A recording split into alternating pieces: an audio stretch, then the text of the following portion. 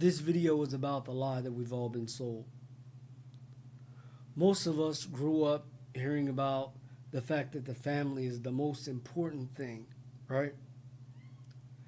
But what exactly does society mean when, this is being what's pushed? Today, the world teaches us something that is so dangerous. It teaches us that marriage is just two individuals, the husband and the wife, side by side. Each one has their own goals, priorities, and lives.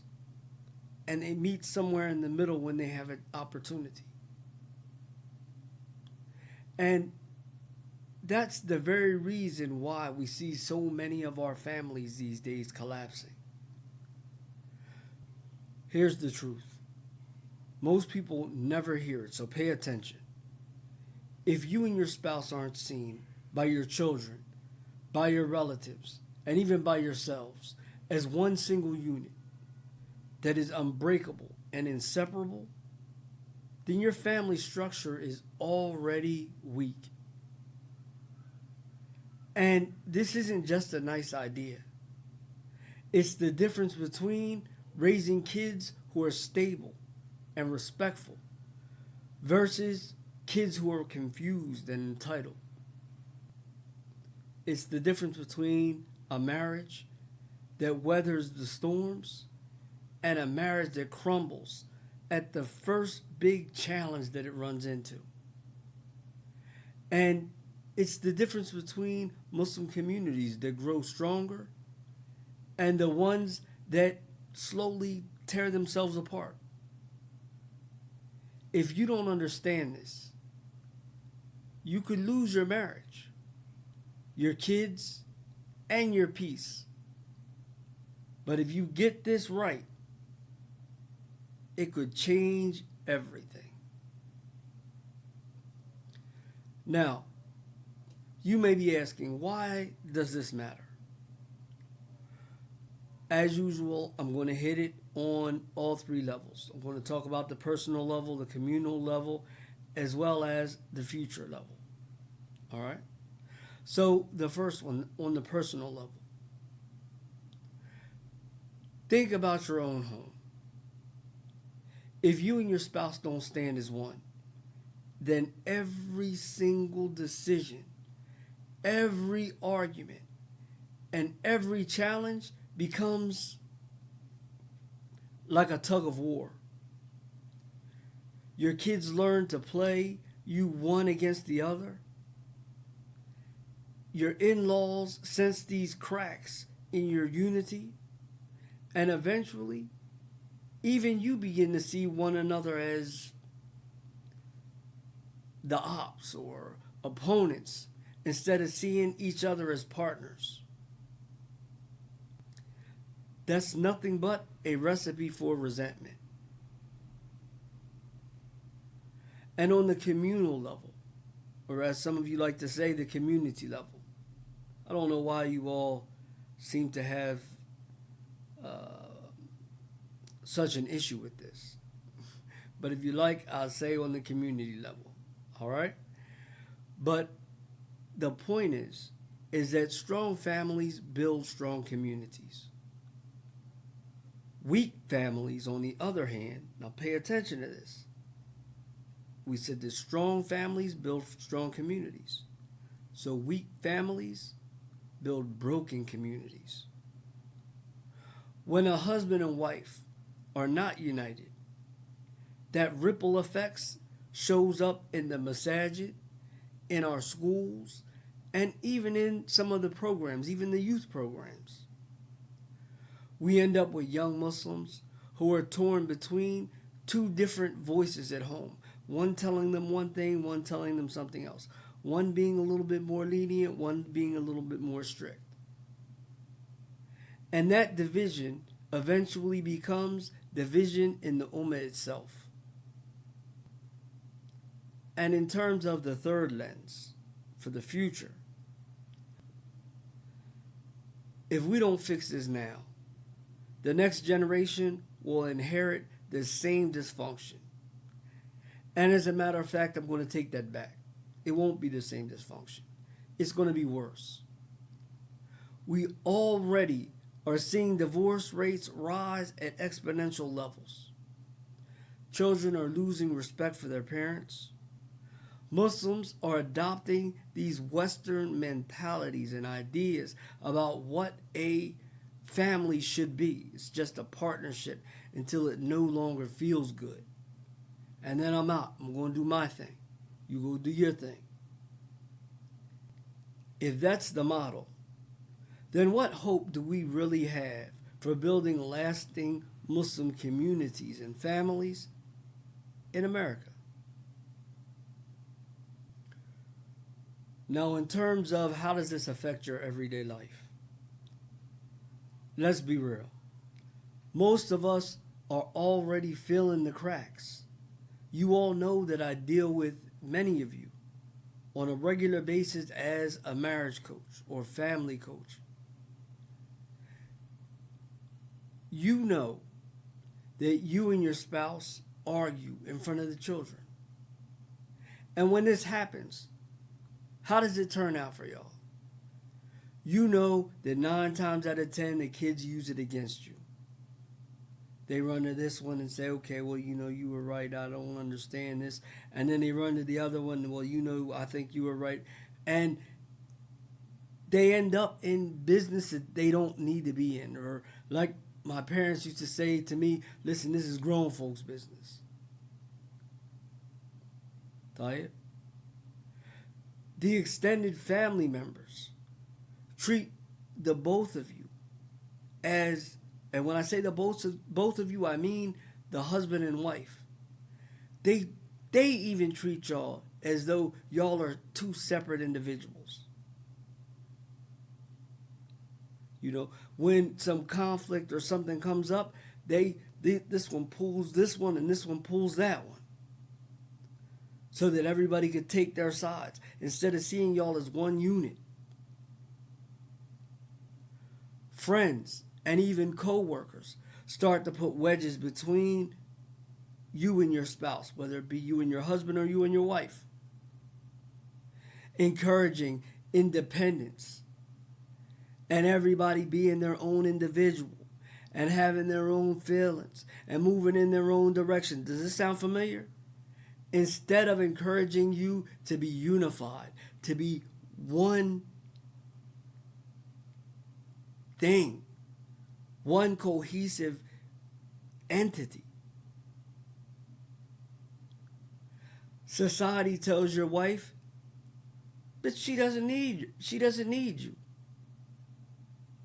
Or if you're a woman, society tells your husband that family responsibility is a burden that he can run from. And deep down, you know the impact. Your home feels less peaceful than it should. Your kids are confused. And the respect between all of the family members, I'm not even going to say the husband and the wife, but all of the family members, the respect is fading. This should scare you, because you can see where it's headed if something doesn't change really soon. Now, as usual, y'all have been with me long enough to know that I'm not just going to leave you hanging and discuss the problem, because this is one of my bigger issues with some of these other videos that everyone's doing. Everyone just wants to talk about the problem. Let's talk about how to fix it. This is the part of the video where we're going to talk about not just a solution, but a practical solution. So how do we fix this?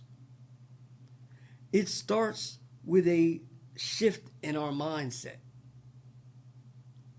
And here are 3 steps that we can take. Now, what I would do if I was y'all, because of the fact that you know that, like I said, I deal with some of you,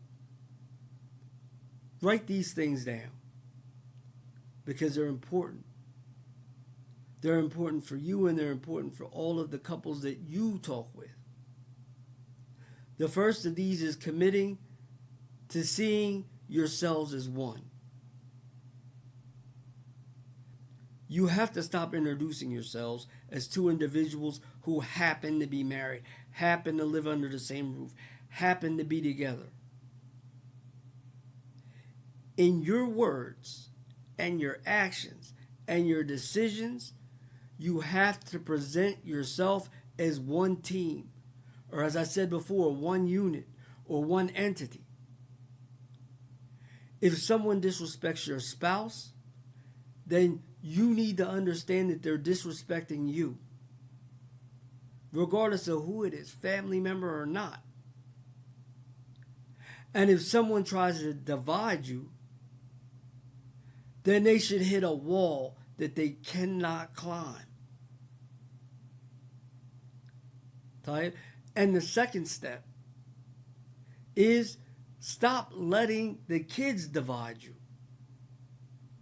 Your children should never feel like they can play one of you against the other. And you all know that this happens on a regular basis in 9 out of 10 of our households. When mom says no, dad says no, point blank. When dad sets a rule, mom enforces it. No questions asked. Even if you disagree, you work that out in private between the two of y'all. Like we just said, this is grown folks' business. It's not done in front of the children.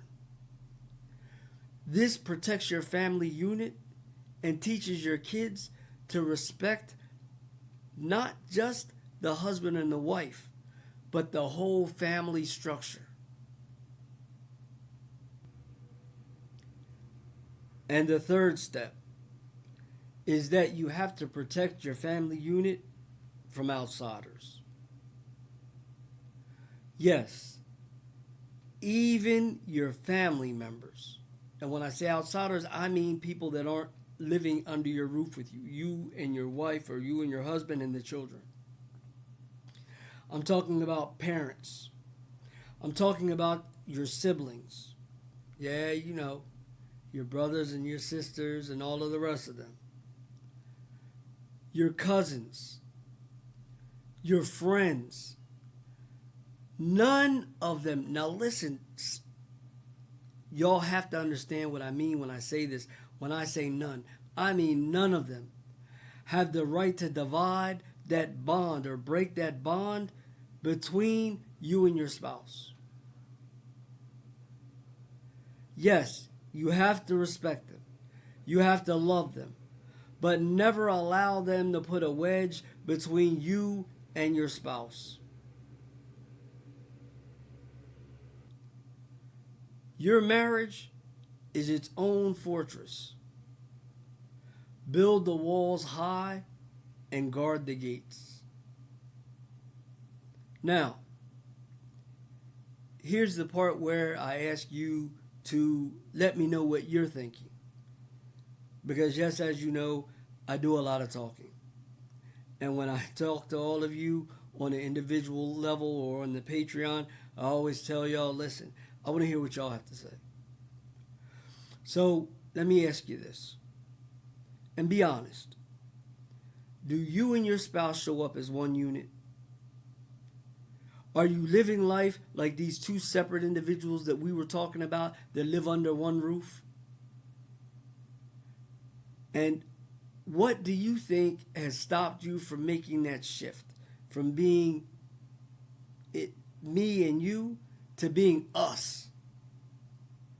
I really want to hear your thoughts. Was it society? Was it the fact that that's what you saw growing up? Is it the whisperings of the shayateen and your friends? What is it? If this message hits home, then don't just sit back and nod your head. And I know most of you are in agreement with me, because for those of you who know me personally know that this is something I speak about a lot. Take the next step. Because the truth is that most of us already know this issue. They know what I'm talking about. Most of you are already in agreement. The problem is that a lot of times we don't really have that right space to fix a lot of these problems. And that's exactly why we built the Next Level Muslim community on Patreon. It's a place where real Muslims, just like you, me, and the rest of us, are finally coming together to break these unhealthy patterns and build families and communities that actually last. You've seen other attempts that may not have worked. So what are you waiting for? This one's actually working. Join us today and take the first step to protecting your marriage, strengthening your family, and rebuilding our ummah from the ground up. Click the link in the comment section below, and we'll see you on the inside. Click the link now.